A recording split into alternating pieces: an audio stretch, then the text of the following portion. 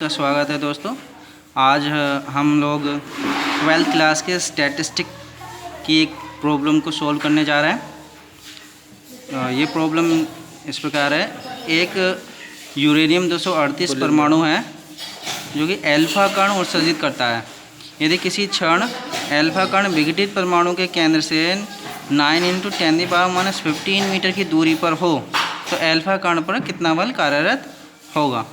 तो दोस्तों, जब भी अल्फा कण किसी भी नाभिक से निकलता है, ये एक रेडियो एक्टिव प्रक्रिया है जिसमें भारी नाभिक हल्के नाभिक में टूटने की कोशिश करता है और तब तक टूटता रहता है जब तक कि वह लेड में परिवर्तित ना हो जाए। तो इसमें से जब हम एक अल्फा कण निकालेंगे तो हमारे पास जो परमाणु क्रमांक है वो 2 कम हो जाएगा, यानी कि 2 प्रोटॉन हमारे इसमें कम हो जाएंगे और एक नया नाभिक हमारे पास बन जाएगा जो कि थोरियम होगा। और क्योंकि अल्फा कण का परमाणु क्रमांक होता है 4, तो जब अल्फा कण निकलेंगे परमाणु भार 4 होता है। तो जब भी किसी भी नाभिक से अल्फा कण निकलेगा तो उसके द्रव्यमान में जो नया नाभिक आएगा उसमें 4 की कमी आ जाएगी। तो हमारा इस प्रकार से 238 से 234 हो जाएगा। इस प्रकार हमारी ये समीकरण प्राप्त हो गई है। अब हम अगर इसे एटॉमिक रूप में देखें तो ये हमारे पास जो नया नाभिक बना है थोरियम, और जिसका नाभिक है जिसमें कि 90 प्रोटॉन है, और इससे इसका ही जो द्रव्यमान जो रेडियस होती है वो नाभिक की, हर नाभिक की जो 10⁻⁻15 के ऑर्डर में होती है। ये ऑर्डर होता है नाभिक का किसी भी एटम के। तो हमारे पास जो नाभिक है वो नाभिक जो त्रिज्या है उसकी जो दूरी है 9 × 10⁻⁻15 मीटर की दूरी पर जा कर के वो जस्ट उत्सर्जित हुआ होता है अल्फा कण निकल कर के। तो ये एक नाभिक है, हीलियम का नाभिक होता है अल्फा कण। तो ये जस्ट रेडियस से पार गया होता है दूरी। तो इसका मतलब है कि हमारे पास ये थोरियम है और इससे जो दूरी है वो रेडियस के ऑर्डर की है नाभिक के, जिसकी दूरी है 9 × 10⁻⁻15। और यहाँ पर हमारे पास जो कि हीलियम का नाभिक होता है अल्फा कण, वो ये है। तो यहाँ पर Q1 है और यहाँ पर Q2 है, जो कि अब Q1 हमारे पास कैसे पता चलेगा कि Q1 कितना है। जितना परमाणु क्रमांक होता है उतने ही इसमें हमारे पास इलेक्ट्रॉन होते हैं, या कहिए कि प्रोटॉन होंगे उसके नाभिक में। तो 90 ही हो जाएगा हमारे पास, प्लस के, क्योंकि नाभिक की बात हो रही है तो नाभिक पॉजिटिव होता है, पॉजिटिवली चार्ज होता है।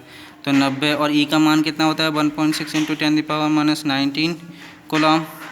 और Q2 जो कि अल्फा कण है उस पर कितने प्रोटॉन है, 2 प्रोटॉन है, तो 2 ही हो जाएगा। तो यहाँ पर और ई का मान फिर हम लगा देंगे, ठीक है। तो ये हो जाएगा। और हमारे पास आर कितना है 9 × 10⁻⁻15 मीटर, है ना।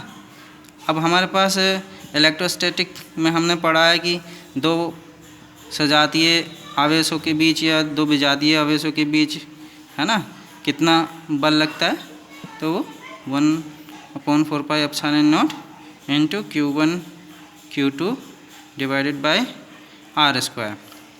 हमें पता है इसकी वैल्यू कितनी होती है 9 × 10⁹, है ना। और Q1 हमारे पास कितना देखा है 90 × 1.6 × 10⁻⁻19, है ना। और Q2 कितना है 2 × 1.6 × 10⁻⁻19 / R कितना है 9 × 10⁻⁻15 मीटर, और इसका स्क्वायर। तो इसको हम हल कर लेते हैं गुणा भाग करके।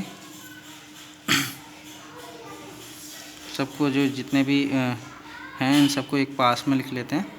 2 × 1.6 × 10⁻⁻19 है ना, और 9 × 9 × 10⁻⁻15 -15, क्योंकि स्क्वायर है 2 बार हम ऐड करेंगे और मल्टीप्लाई करेंगे तो 9 से 9 कैंसिल हो जाएगा, ये 10 बार डिवाइडेड हो जाएगा, 9 10 जा 10 90 सॉरी।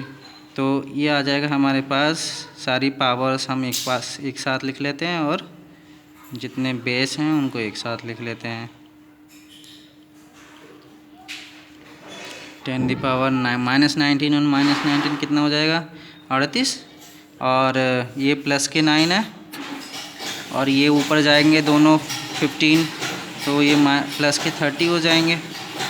तो हमें पता है 1.6 और 1.6 की एक साथ मल्टीप्लाई करेंगे तो 256 आएगा, और इंटू 2 इंटू अब देखो -38 और ये इनको जोड़ा तो प्लस के 39, और ये हम मल्टीप्लाई करेंगे 2 से और 10 से मल्टीप्लाई करेंगे तो एक डेसिमल इधर खिसक जाएगा, तो कितना बचेगा हमारे पास 51.2, और इंटू एक 10 और आ जाएगा, एक घात बचेगी तो 10 की वो भी पॉजिटिव में, तो 512 न्यूटन।